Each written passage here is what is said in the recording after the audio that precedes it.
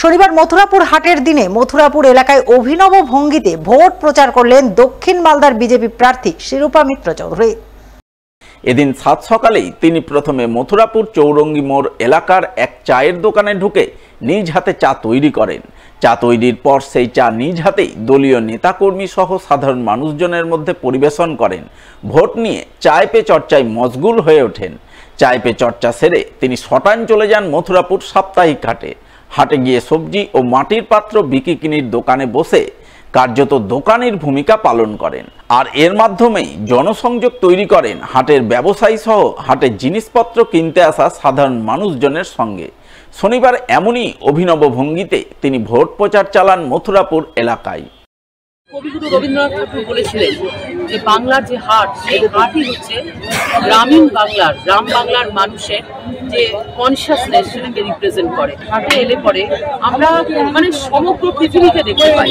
বিভিন্ন এলাকার মানুষ বিভিন্ন রকমের অনুভব, বিভিন্ন উপলব্ধি নিয়ে মানুষ এখানে হাট করতে আসেন। শুধু যে বেচা কেনা করতে আসেন তাই নয়, সমস্ত যে একটা সপ্তাহের যে ভাবনা চিন্তা জীবনধারা সেটা এখানে সাধারণ মানুষের সঙ্গে তারা শেয়ার করে। আমি অন্তত একদিন তাদের মধ্যে দিয়ে তাদের যে চিন্তা ভাবনা সেটাকে শোনা, জানা এবং তাদের সঙ্গে একটা কেয়ারিং এবং শেয়ারিং এর সম্পর্ক আমার আছে, সেটাকে আরো স্ট্রেনথেন করার জন্য আমি আজকে হাট করতে এসেছি।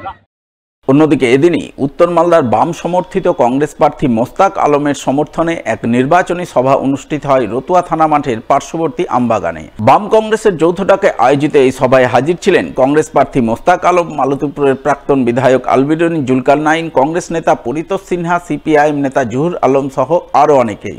সভায় উত্তর মালদার কংগ্রেস প্রার্থী বিজেপির কড়া সমালোচনা করেন এবং আসন্ন নির্বাচনে কংগ্রেস প্রার্থী হিসাবে তাকে জয়যুক্ত করার আবেদন জানান। দিল্লিতে আজকে সংবিধান বিপন্ন নরেন্দ্র মোদী, অমিত শাহর নেতৃত্বে আজকে সেটা ধোলায় লুণ্ঠিত হতে যাচ্ছে। 2021 সাল থেকে 30% ধর্ষণ বাড়ছে। লকডাউন করে ভারতবর্ষের মানুষকে, মালদার মানুষ, রাজ্যের মানুষকে বিপদের মুখে ঠেলে দিয়েছিল। লড়াইটা দিল্লির বিরুদ্ধে। এই স্বৈরাচারী শাসনের পতন হবে।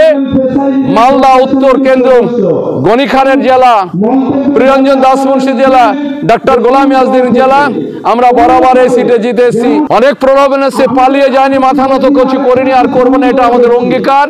যতদিন বাঁচবো তেরেঙ্গা ঝান্ডা নিয়ে, এই যে বাম জোটকে নিয়ে আমাদের লড়াইয়ের স্লোগান আমাদের অব্যাহত থাকবে। 2000 আমরা 21-এ লড়েছিলাম, হেরেছিলাম, এবার আমরা জয় সুনিশ্চিত।